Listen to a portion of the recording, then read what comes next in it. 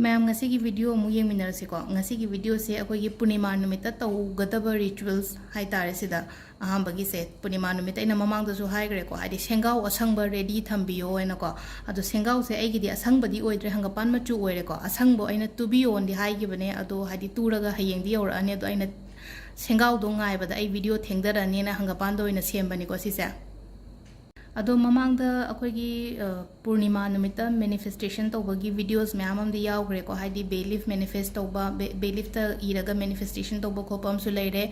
अदुगा अतै अतै आइगी क्रिस्टल करी क्रासु गुम मैम से जो लोइना चार्ज तौबी बैग सोमना सिरिबो खुदो कुंबदो हाइ तारे को पूर्णिमा खुदिंगी चार्ज तौबी बे याइ को अदगी इशिंग गुम चार्ज तौबी बे याइ को अदु सी अदु दुना मैनिफेस्टेशन अदगी अतै अतै खरा आइना ममांग दा हाइरिंग सी गिसना खितंग तोंगाले को सिसिना आइना थमगदबा हाइ तारे को पूर्णिमा नुमिता आइना कमाइना थमगदगे हाइबदो तौबसिना सिसे अयुक्ता तौबीगदमनि को अदु सेंगाव से हाइदी येलो ओइरे अदु मयाम गी ओनदि असंग तौबियो आइगी सु असंग बुदी लानी असंग बसे नंगदरे अदुगी आइना येलो असंग गाइ लेरगदि अमु थेंगदगरे थांग नुमित आइना हापा मतमदा हाइदी नंगौदबसु याविनो येंगबदो अदुदुना आइना नोम वाटलिंगैदा नमगेना तौबनि वीडियो से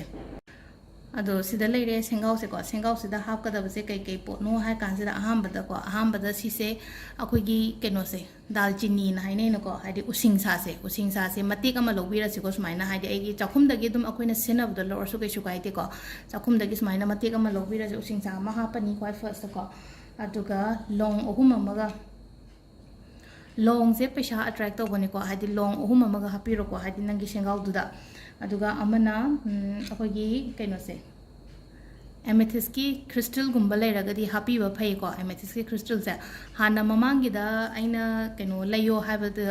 नुंगुंब लयो हाबद लैबा याउना गिमनि को अदु लेरगदी दुम हापियो लेट्रगदी स्किप तौबियो अदुगा हाइदि सुम हापनिंगगदी बाजार दा कैदा हंगबियो को सोइदना फंगनी सिगी पोचे नुंगयोम फम लेना को मजिरो त कैदा अदुगी मोगी कैनो नुंगयोम फम दा हंगो हाइदि एमेथिस अदुम क्रिस्टल लोइना याम का हेना तांगबना तब खरा होंग बदुम लयो लुपा चनी चहुम मुक्तंग पीबा लेरंगनी को अदुगी क्रिस्टल मचा अमा लेबिरसे को नुंगजे कैनो हाइबन करम बनो हाइदि एमेथिस AMETHYST को एमेथिस खितंग कैनो साउंड से डिस्टर्ब होरंगनी को नाकन बुंबुला कन थारी खोगी कैनो से दा दुगी मरक त खितंग मखोन नुवाइतब याइ को अदो सिगी नुंग से एमेथिस ने को पर्पल मचुगी नुंग ने को सिगी नुंग से मगा हापिरनी अदुगा लास्ट आइना हापकदबसे कोइन अमगा हाइ अमगा वाली को सिदा इना हाफौदरे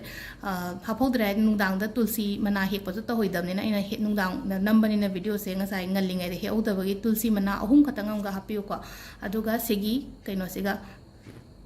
coin siga ko sigi coin sida number su igadam ni ko karamba number igadam no hai kan sida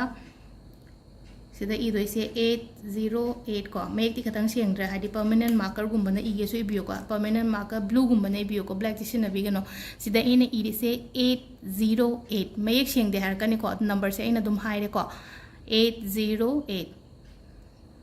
दो सिगी 808 से एगी कोइन फेनो सिदा हापी रनी दुगा तुलसी मना अहुम खतंग अंगा हापी रनी को अदो सी से तौबसिना करम कांदा तौगदमनो हाय कांजे को थांग अयुक्त को हाइदि इरु माइथजरगा सिगी पोचे तौबियो नुंदांगुंबा कैगुंबा तौबिगनो को ngana तौबियो को सिगी पोचे थांग निमिता अयुकुंबा बारो मांगदा गुंबा ओरसु कैसु काइदे को हाइदि बारो लांद्रिङै द गुंबा तौबियो सिसे अदुगा होय हंगपे को हाइदि पीरियड्स मतमदा कैदा तौबा हाइदि सिमदि तौबिगनो हाइदि पीरियड्स मतमदा दि को अदुगा सिगी पोचे कदाइदा थमगदगे हाइ कांचे द को नंगी अखोगी गोदरेज की लॉकर गुंबा अदगी पैसा थंबम जगह है तारे को नंगी पैसा थंबम जगह अदो ओइना थंबीबा सिगी पोतसे अदो कैनो नुपागी ओरसु याइ नुपीगी ओरसु याइ केसु काइदे को हादि अदुम मी हादि फैमिली दुगी ओइना मी अमा खतंग अदुम तौबा याइ को हादि वाइफ ना तौइदो दुम हस्बैंड गिसु यावरबने अदुम अदो सिगी सिंगाव से नंगी कैनो गुंबा अना हाइदो ngasai हाइदि अखोगी युमदा पैसा थंबमगी लॉकर गुंबदा थंबीबा याइ अदुगा अखोगी आइगी पुनरीबा बैग गुंबा हाइ तारे को अदुमबदा अदुम हापसु याइ को अदो नुपागी ओइनादि सि सेंगाव अचौबसिदि कमाइना हापुने अदुदना हाइदि मागी ओइनादि अखोगी उपु मनुंगदा कैदा सुमाइना थंबीबा हाइ तारे को अदो सिसिना कैनोगी लेरे को अखोगी अइना हांदगी हाइगिबा सेंगाव तु हाइबा मयामदुगी को अदुगा अमना मून वाटर कमाइना चार्ज तौगदगे हाइ कांसिदा ꯀꯩꯅꯣ ꯁꯨꯃꯥꯏꯅ ꯕꯣꯇꯜ ꯑꯣꯏꯅ ꯏꯆꯝ ꯆꯝꯅ ꯁꯨꯃꯥꯏꯅ ꯑꯗꯨꯝ ꯂꯧꯕꯤꯔꯣꯀꯣ ꯍꯥꯏꯗꯤ ꯇ꯭ꯔꯥꯟꯁꯄꯦꯔꯦꯟ ꯑꯣꯏꯕ ꯕꯣꯇꯜ ꯑꯃ ꯂꯧꯕꯤꯔꯁꯦꯕ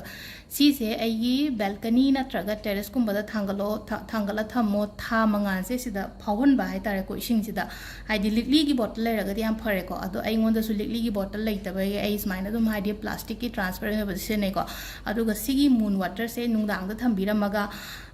ꯃꯊꯪꯒꯤ ꯅꯨꯃꯤꯠꯇ ꯍꯥꯏꯇꯥꯔꯦꯀꯣ ꯃꯊꯪꯒꯤ ꯅꯨꯃꯤꯠꯇ ꯑꯌꯨꯛꯀꯨꯝꯕꯗ ꯂꯧꯁꯟꯕꯤꯕ ꯑꯗꯨꯒ ꯁꯤꯒꯤ ꯏꯁꯤꯡꯁꯦ ꯑꯩꯈꯣꯏꯒꯤ ꯁꯨꯝ ꯊꯛꯑꯒꯗꯤ ꯐꯩꯀꯣ ꯁꯤꯁꯦ ꯅꯥꯕ ꯈꯣꯠꯄ ꯑꯣꯏꯔꯣ ꯏꯃꯨꯡꯗ ꯄ꯭ꯔꯣꯕ꯭ꯂꯦꯝ ꯂꯩꯕ ꯈꯣꯠꯄ ꯑꯃ ꯂꯩꯅꯀꯣ ꯍꯥꯏꯗꯤ ꯐꯨꯜꯂꯤ ꯆꯥꯔꯖ ꯇꯧꯔꯒ ꯑꯦꯅꯔꯖꯤ ꯑꯐꯕ ꯆꯪꯉꯕ ꯏꯁꯤꯡ ꯑꯣꯏꯗꯣꯏꯅꯦꯕ ꯁꯤꯁꯦꯀꯣ ꯑꯗꯣ ꯁꯤꯒꯤ ꯐꯨꯜ ꯑꯩꯈꯣꯏꯒꯤ ꯃꯨꯟ ꯂꯥꯏꯠꯇ ꯆꯥꯔꯖ ꯇꯧꯕ ꯏꯁꯤꯡꯁꯤꯃ ꯂꯩꯔꯦꯀꯣ ꯑꯗꯣ ꯏꯁꯤꯡꯁꯦ ꯊꯝꯕ ꯃꯇꯝꯗꯀꯣ ꯏꯟꯇꯦꯟꯁꯟ ꯑꯃꯒ ꯂꯣꯏꯅꯅ ꯍꯥꯏꯇꯥꯔꯦꯀꯣ ꯁꯤ ꯏꯁꯤꯡꯁꯦ ꯊꯛꯄꯗꯒꯤ ꯑꯩꯒꯤ ꯅꯥꯕ ꯈꯣꯠꯄ ꯑꯣꯏꯔꯣ ꯑꯃ ꯂꯩꯔꯀꯣ ꯍꯥꯏꯗꯤ ꯊꯝꯕ ꯃꯇꯝꯗ ꯍꯥꯏꯗꯤ ꯈꯜꯂꯒ ꯊꯝꯕꯤꯔꯝꯃꯣꯕ ꯑꯗꯨꯒ ꯃꯊꯪꯒꯤ ꯅꯨꯃꯤꯠꯇ ꯅꯨꯃꯤꯠ ꯊꯣꯛꯇ꯭ꯔꯤꯉꯩꯗꯒꯨꯝꯕ ꯂꯧꯁꯟꯕꯤꯌꯨꯀꯣ ꯑꯗꯨꯒ ꯁꯤꯒꯤ ꯏꯁꯤꯡꯁꯦ ꯑꯗꯨꯝ ꯐꯤꯜꯇꯔꯒꯨꯝꯕ ꯍꯥꯏꯗꯤ ꯃꯌꯥꯝꯅ ꯊꯛꯅꯕꯒꯤ ꯍꯥꯏꯇꯥꯔꯦ ꯑꯩ ꯏꯃꯨꯡꯗꯨꯅ ꯂꯣꯏꯅ ꯊꯛꯀꯗꯕꯅꯤꯅ ꯁꯤꯒꯤ ꯕꯣꯇꯜꯁꯦ ꯑꯩꯒꯤ ꯐꯤꯜꯇꯔꯗꯨꯗ ꯍꯩꯖꯤꯟꯕꯤꯔꯁꯨ ꯌꯥꯏꯀꯣ ꯐꯤꯜꯇꯔꯗꯨꯗ ꯍꯩꯖꯤꯜꯂꯒꯗꯤ ꯑꯩ ꯏꯃꯨꯡ ꯃꯅꯨꯡꯗꯣ ꯂꯣꯏꯅ ꯊꯛꯑꯦꯅꯀꯣ ꯑꯗꯣ ꯁꯤꯁꯤꯃ ꯁꯤꯗ ꯂꯩꯔꯦꯀꯣ ꯑꯗꯣ ꯁꯤꯁꯦ ꯀꯩꯅꯣ ꯇꯧꯔꯒ ꯍꯥꯏꯗꯤ ꯑꯩꯈꯣꯏꯒꯤ ꯃꯅꯝꯒꯨꯝꯕ ꯅꯝꯃꯛꯑꯦꯅ ꯈꯜꯂꯁꯦꯕꯀꯣ ꯍꯥꯏꯗꯤ ꯁꯤꯁꯦ ꯍꯟꯗꯛ ꯁꯤ ꯇꯧꯕꯁꯤꯅ ꯀꯃꯥꯏꯅ ꯇꯧꯒꯗꯒꯦ ꯍꯥꯏ ꯀꯥꯟꯁꯤꯗ ꯈꯔ ꯀꯨꯏꯅ ꯂꯩꯔꯒ ꯁꯤꯟꯗꯣꯛꯄꯤꯌꯨꯀꯣ ꯍꯥꯏꯗꯤ ꯊꯥ 6ꯀꯨꯝꯕ ꯆꯍꯤꯒꯨꯝꯕ ꯂꯩꯔꯀꯥꯟꯗ ꯍꯥꯏꯇꯥꯔꯦ ꯌꯥꯔꯒꯗꯤ ꯑꯗꯨꯝ ꯆꯍꯤꯒꯨꯝꯕꯗ ꯁꯤꯟꯗꯣꯛꯄꯤꯕ ꯍꯥꯏꯇꯥꯔꯦꯀꯣ ꯍꯟꯗꯛꯀꯤ ꯀꯩꯅꯣꯁꯤꯗ ꯍꯧꯔꯦꯅ ꯈꯜꯂꯁꯦꯕ ꯍꯧꯖꯤꯛ ꯍꯧꯗꯣꯏꯁꯦ ꯁꯦꯞꯇꯦꯝꯕꯔꯗ ꯍꯧꯗꯣꯏꯅꯦ ꯃꯊꯪꯒꯤ ꯁꯦꯞꯇꯦꯝꯕꯔ ꯐꯥꯎꯕ ꯑꯗꯨꯝ ꯊꯝꯕꯤꯕ ꯃꯊꯪꯒꯤ ꯁꯦꯞꯇꯦꯝꯕꯔꯒꯨꯝꯕꯗ ꯁꯤꯟꯕ ꯑꯗꯣꯁꯨ ꯉꯁꯥꯏꯒꯤ ꯃꯅꯥꯒꯨꯝꯕ ꯍꯥꯞꯄꯗꯣ ꯃꯅꯝꯒꯨꯝꯕ ꯂꯥꯛꯑꯒꯗꯤꯀꯣ ꯍꯥꯏꯗꯤ ꯂꯧꯊꯣꯛꯑꯒ ꯑꯃꯨꯛ ꯉꯥꯛꯇꯪ ꯍꯥꯏꯗꯤ ꯑꯩꯈꯣꯏꯒꯤ ꯇꯦꯡꯀꯣꯠꯀꯨꯝꯕ ꯑꯃꯗ ꯀꯩꯝꯗ ꯍꯥꯞꯄꯒꯅꯦꯀꯣ ꯃꯥꯒꯤ ꯀꯩꯅꯣꯗꯣ ꯑꯃꯨꯛ ꯈꯇꯪ ꯐ꯭ꯔꯦꯁ ꯑꯣꯏ ꯀꯩꯅꯣꯗ ꯀꯪꯍꯜꯂꯒꯗꯤ ꯐꯩꯅ ꯃꯅꯥꯗꯣ ꯑꯗꯨꯗꯨꯅ ꯇꯦꯡꯀꯣꯠꯀꯨꯝꯕ ꯑꯃꯗ ꯍꯥꯞꯄꯒ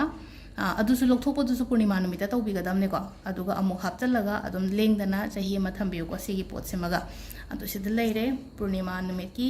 ꯑꯩꯈꯣꯏꯅ ꯇꯧꯕ ꯌꯥꯕ ꯔꯤꯆꯨꯋꯦꯜꯁ ꯍꯥꯏꯇꯥꯔꯦꯀꯣ ꯑꯗꯣ ꯃꯦꯅꯤꯐꯦꯁꯇꯦꯁꯟ ꯑꯇꯩ ꯂꯩꯕ ꯃꯌꯥꯝꯗꯨꯁꯨ ꯂꯣꯏꯅ ꯇꯧꯕꯤꯌꯣ ꯍꯥꯟꯅꯒꯤ ꯚꯤꯗꯤꯑꯣꯗꯣ ꯀꯩꯅꯣ ꯆꯪꯉꯒ ꯑꯗꯨꯝ ꯌꯦꯡꯕꯤꯌꯨꯀꯣ ꯍꯥꯏꯗꯤ ꯕꯦꯂꯤꯐꯀꯤ ꯀꯩꯒꯤ ꯑꯩꯅ ꯍꯥꯞꯈꯤꯕ ꯃꯌꯥꯝꯗꯣ ꯀꯩꯅꯣ ꯑꯃꯨꯛ ꯍꯜꯂꯒ ꯁꯦꯝꯃꯛꯑꯔꯣꯏꯀꯣ ꯍꯥꯟꯅꯒꯤꯗꯣ ꯑꯗꯨꯝ ꯌꯦꯡꯕꯤꯔꯒ ꯇꯧꯕꯤꯔꯁꯦꯀꯣ ꯑꯗꯣ ꯁꯤꯗ ꯂꯩꯔꯦ ꯉꯁꯤꯒꯤ ꯚꯤꯗꯤꯑꯣꯁꯦ ꯊꯦꯡꯛ ꯌꯨ